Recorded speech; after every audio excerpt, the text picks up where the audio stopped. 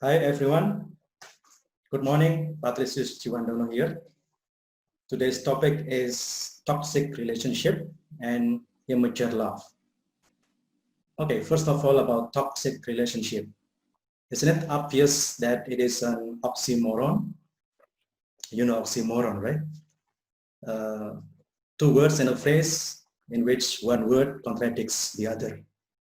Well, I mean, relationships supposed to be, sweet and romantic and harmonious. And then it is paired with toxic. Toxic is something deadly, right? So actually the two words do not go with each other. And I wonder why they are put together. And now people seem to be bothering about what is toxic relationship. I would say it's an oxymoron. Okay, it's two words which contradict each other. Yeah. So I don't think that a toxic relationship exists.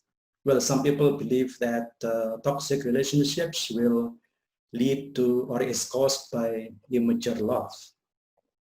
Immature love. Well, there's something to think about. Yeah. Hey, whoa, oh, I have somebody listening to me. I have someone watching me. Okay, let's invite her to my chat.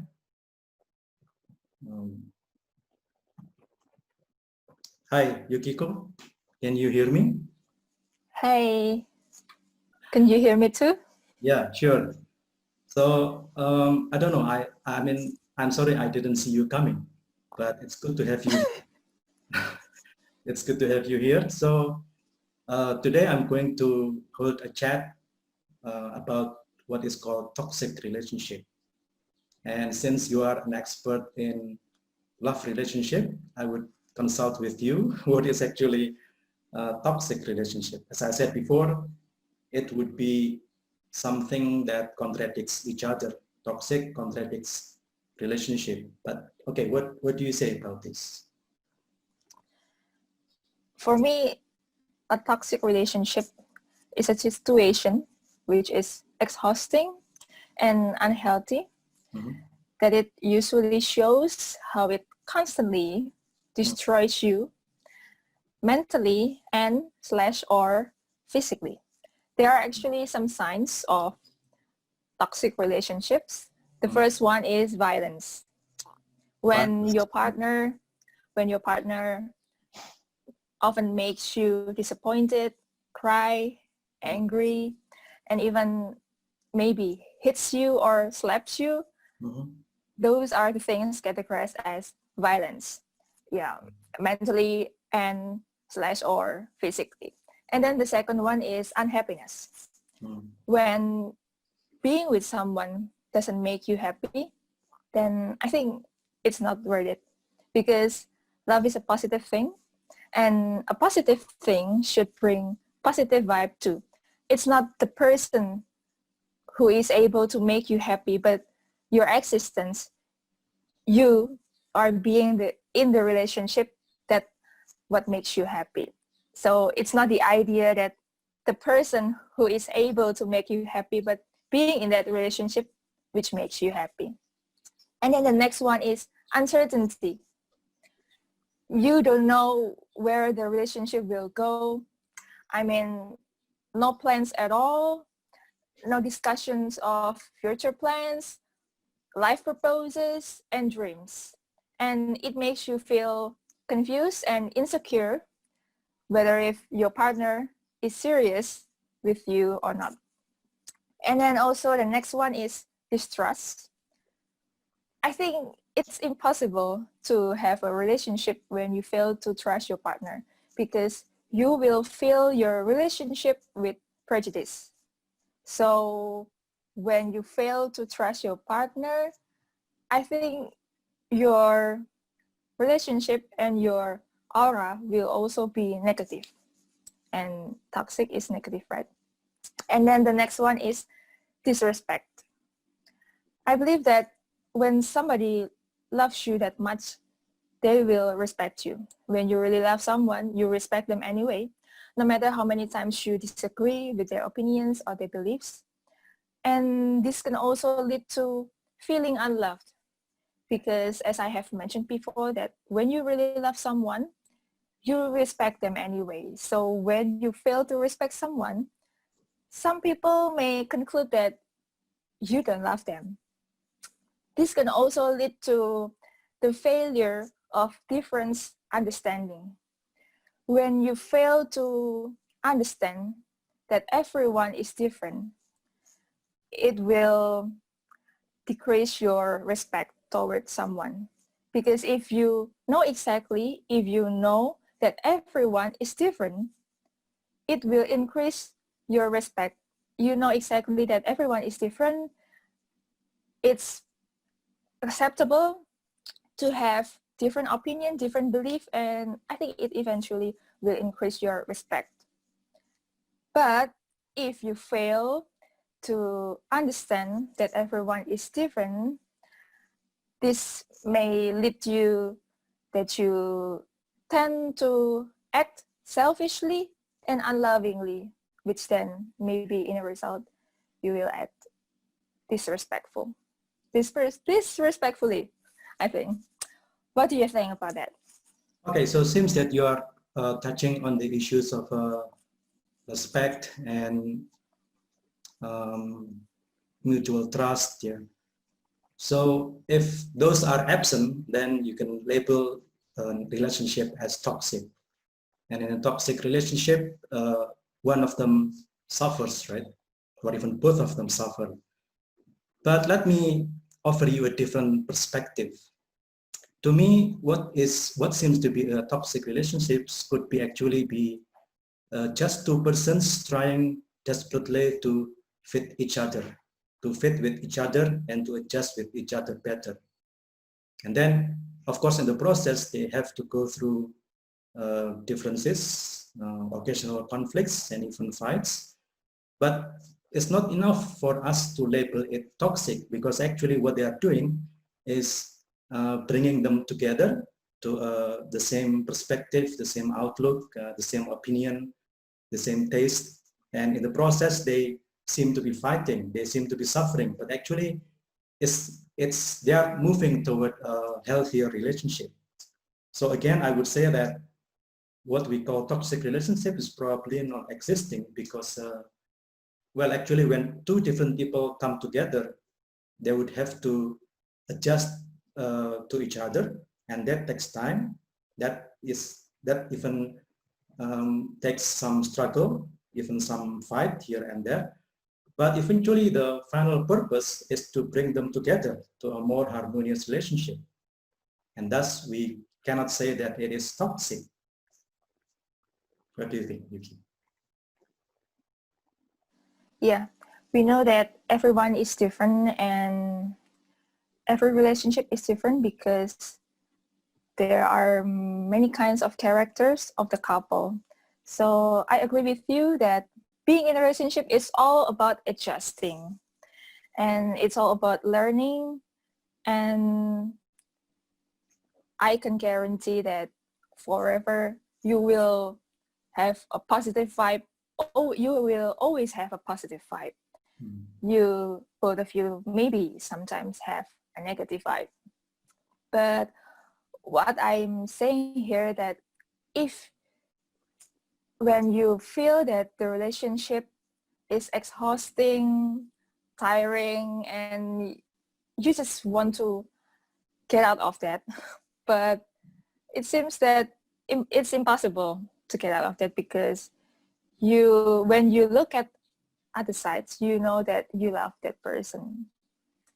So I think this is also related to love and fear, that many people trapped in what I call as a toxic relationship, because they realize that they have put so much efforts on that relationship, and if they decide to go out, to let go of the relationship, they are afraid that they will lose much.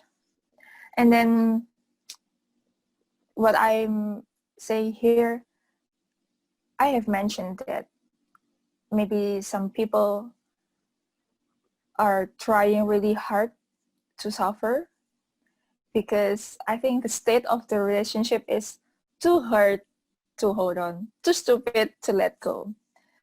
And maybe some people are afraid that they might not find another one who loves them as much as the current one. So I think the best solution here is knowing yourself, knowing your strength, because it's impossible to have a relationship you don't have the strength in. But I agree with you that you will not have a forever harmonious relationship all the time. Sometimes negative feelings come. You can be angry, you can also cry, you can be disappointed. But as long as it makes you happy, it makes you both better, I think that is not toxic.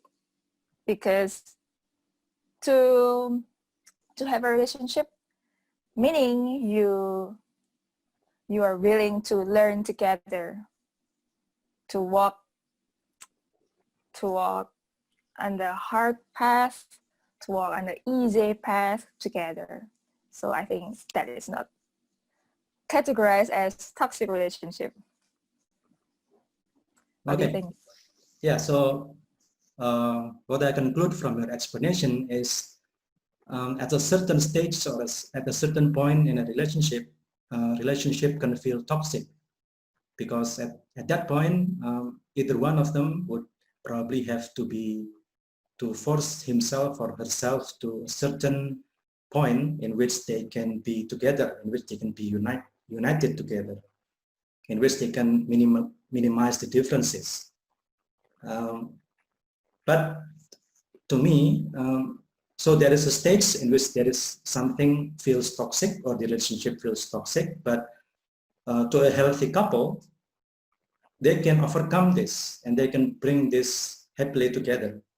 They can work their way out through all of the differences to bring them together eventually. But to some other couple, probably that's not the case. Probably the fight or the struggle to find the right point in which they agree with each other, in which they are harmonious with each other, takes a long time and takes a lot of suffering, mentally and probably physically as well. Yeah. So I would say that at some point in everybody's relationship, it feels toxic, but to a healthy couple, to a healthy pair of people who love each other, they can work out their way through all of the differences and they can bring them together happily, not by force, but they can bring themselves together to a certain point in which the relationship becomes sweet and harmonious and not forcing and not exhausting, as you said. Yeah, but I'm also interested in your point of one being afraid of being lonely because once she or he breaks up with the current one, then she will have problems finding another one. That is I think more and more people suffer from that fear. More and more people are afraid of being lonely.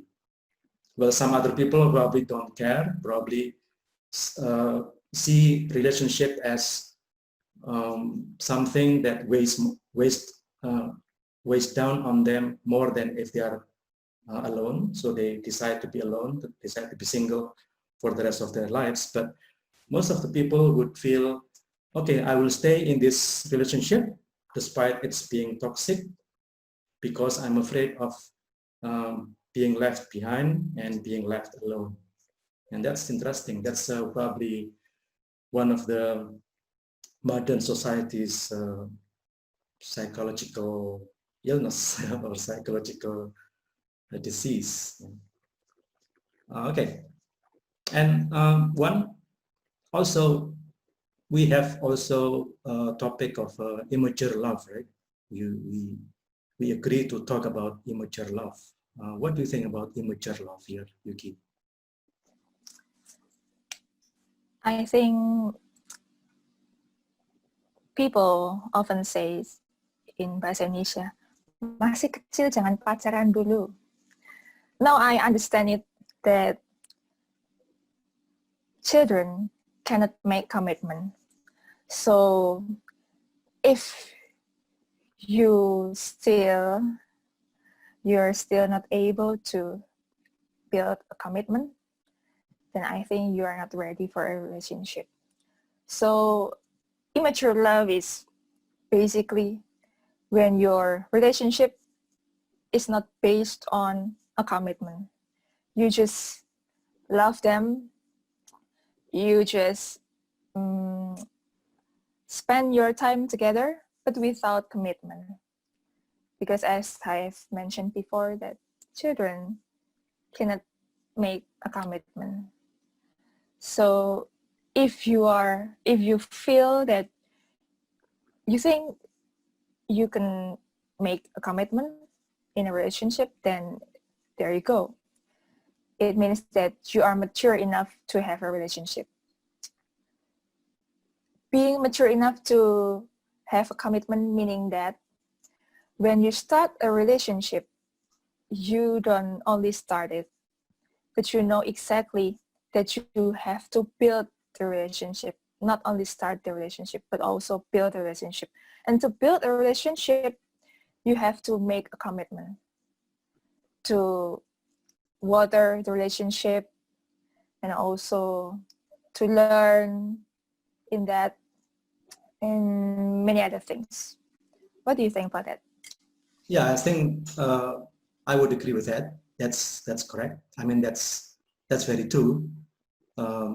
People need to be committed to love and relationship. That means that they should be prepared to provide everything, not only mentally, but also, financially. And if they decide to live together, then the financial background should be established and quite firmly.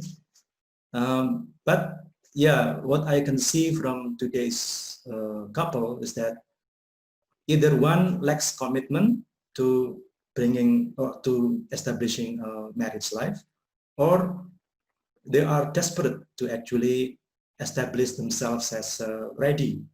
Okay, and now I'm ready financially, I'm ready mentally to have a marriage or to start a marriage life. They have been trying desperately to find a job, for example, or find a source of decent income, but so far it's been uncertain, especially during the pandemic time like this. Finding jobs is hard, and so they keep clinging to their parents, and while at the same time the partner is waiting and waiting, and so that would lead to an uncertain future for the relationship. But can you say this as immature immature love then? Yes, because when you are mature enough, you know exactly what your purpose in life. I think last week I watched an Instagram live. One of the speakers said that when you want to start a relationship, you better say your purpose in life first to know exactly that your partner is interested in your future or not. For example,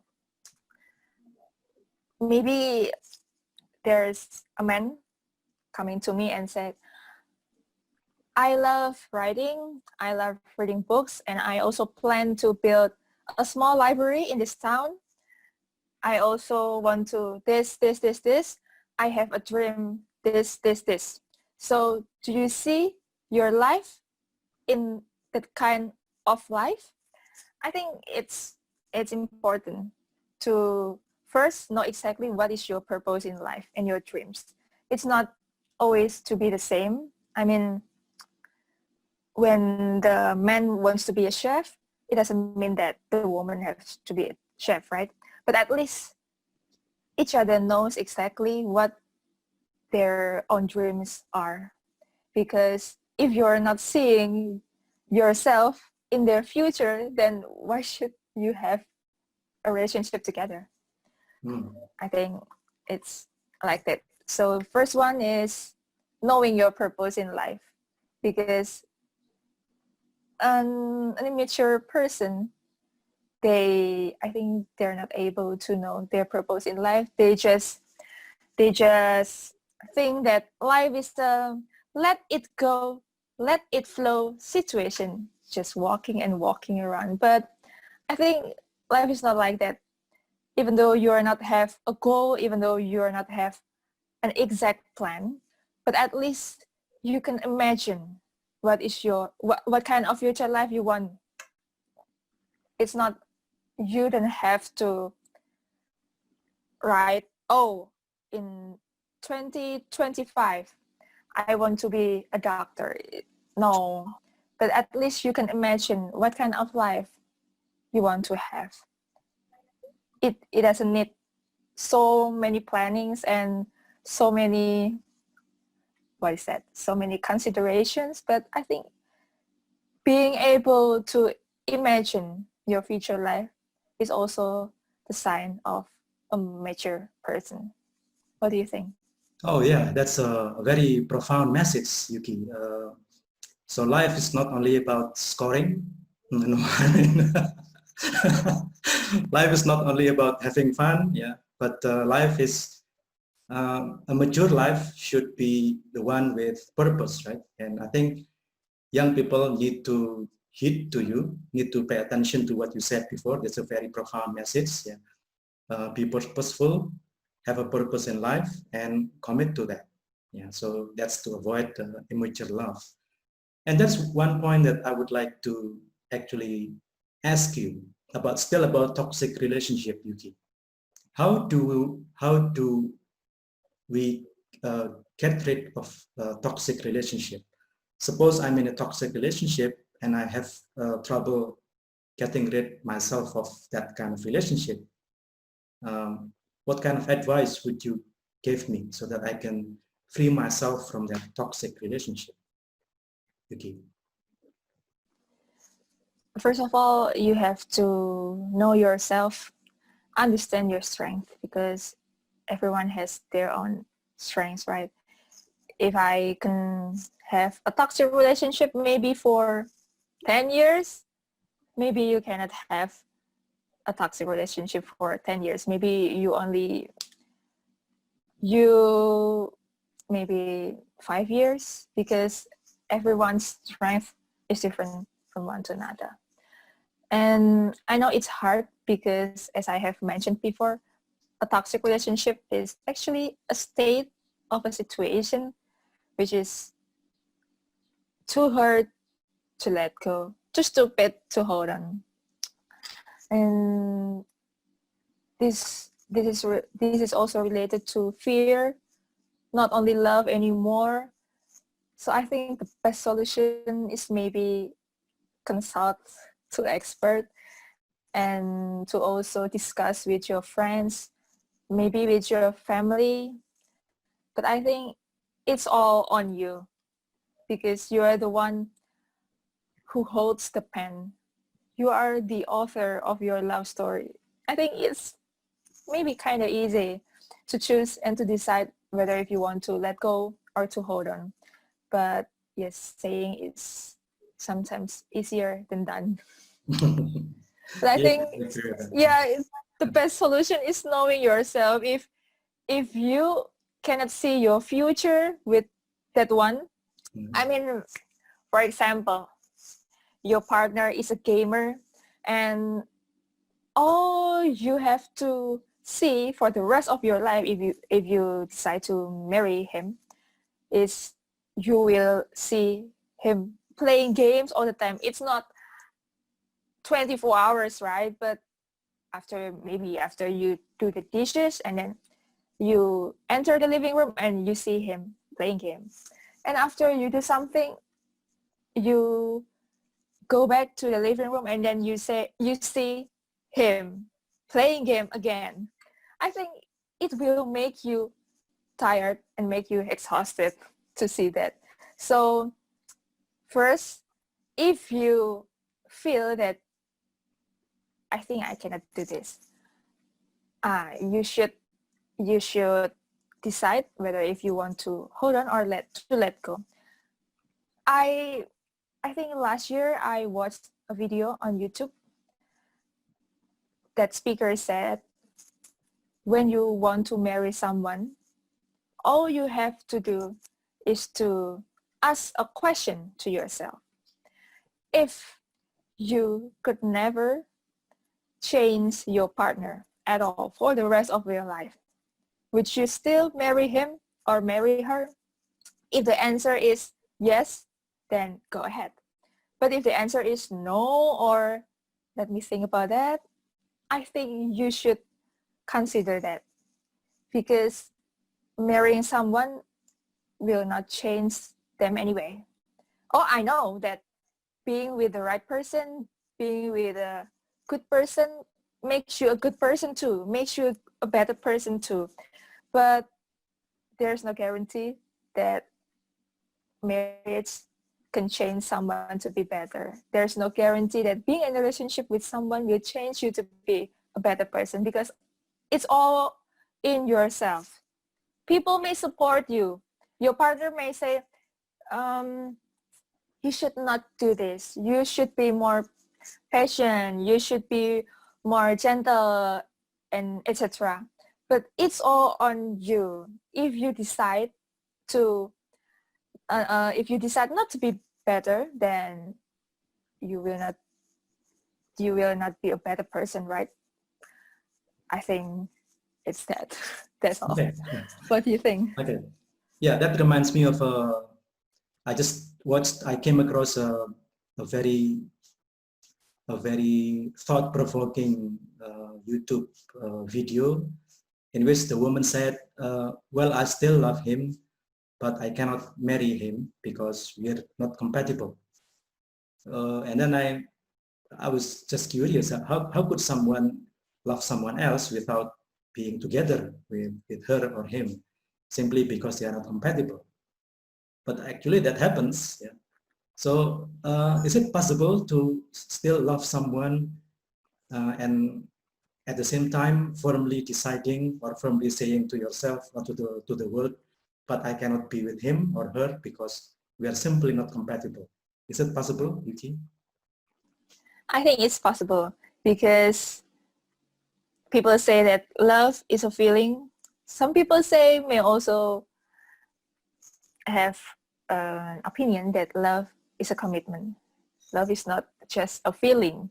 So I think it's possible. Maybe that person is more to a logical person, that one thinks, oh, I think I cannot see my future in the partner's life, but actually I still have the feeling for him.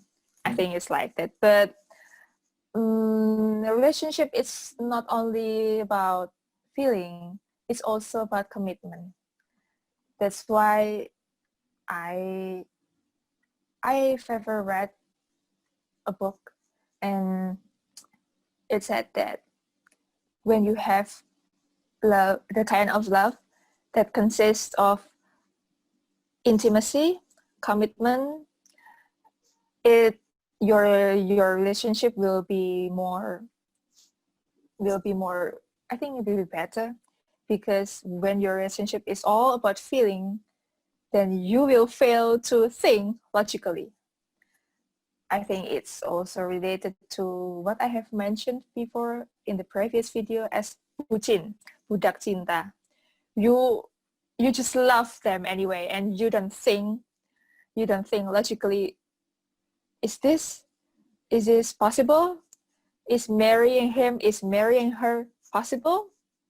Because you cannot have a daily meal of feeling. But when you commit, when you have a commitment, it will help you, because when you only love someone based on your feeling, whenever you are angry, then bye-bye, maybe it's like that. But if you have a relationship based on a commitment, even though your mind gets angry, your heart does not. What do you think? Okay, that's sweet. So I would say that I can conclude that thinking about marriage has to involve your logical brain, your logical thinking, because it's about commitment, it's about weighing the advantages and all the possibilities that lies in the future. But love is actually, it doesn't really involve logic, it's just feeling, and the feeling cannot be restrained by commitment. So even if the commitment stops, the feeling still goes on. So could that be possible with us human beings? So marriage is about commitment, but in a rough relationships, in which you don't strive for commitment as much, feeling dominates, or feeling is stronger than logic. What do you think? Yeah, I know that maybe a relationship is just consists feeling so much more than commitment, because you haven't signed on that marriage letter, right? But I think a commitment is not only based on that legal paper, but it's you promising to yourself that you will build this relationship, you will not seek for another person except your partner. For example, when you have decided that you want to start a relationship, you have to also spare your time to communicate more with your partner. So what I have mentioned before, if your partner is a gamer, if your partner knows exactly the importance of the relationship, that person, your partner, will not play game all the time, because they know that relationship must be watered. You have to build it, and you have to have good communication, because I think it's impossible to have a relationship without any communication. But again, speaking about communication, everyone is different. Everyone has different love languages. So if you have the kind of love language, for example, physical touch, but your partner who is a gamer, maybe that person have different love language than you. For example, receiving gifts. So your partner thinks, I can buy her gifts, but they do not realize that actually your love language is not receiving gifts, but physical touch. You have to meet, you have to sometimes hug and kiss. I think it's harder to discuss, because this is also related to love languages. What do you think? Yeah, I think so. Certainly when somebody wants to love someone, then they have to come to the same frequency, the same perception about what makes love grow, what makes love sweet and favorable and nice to have. Yeah. But if they communicate on a different frequency, one likes this and the other likes that, and simply they do not meet. And so there's no compatibility. If there's no compatibility, then it would lead to something toxic, especially if then they get into fights about that. So I would say that it's nice to have your view on it. Yeah. Okay, Yuki, I think that we have to stop now. It's too bad actually, because the conversation or the chat is getting more exciting, but I'm sorry that we have to stop now. But I think I have to thank you for giving us, or giving the viewers very profound messages about love and commitment, and how to avoid toxic relationships, how to realize that you are not quite mature to build a commitment, and you have to improve yourself, and there are things that you need to pay attention to in order to work out a good way for that. Okay, Yuki, thank you very much. I guess that's all. I would see you again in a different topic, yeah, in a different topic, but equally exciting topic. And thank you for sharing your thoughts. And goodbye, and stay healthy, stay safe. Goodbye, Yuki. Goodbye. Thank you.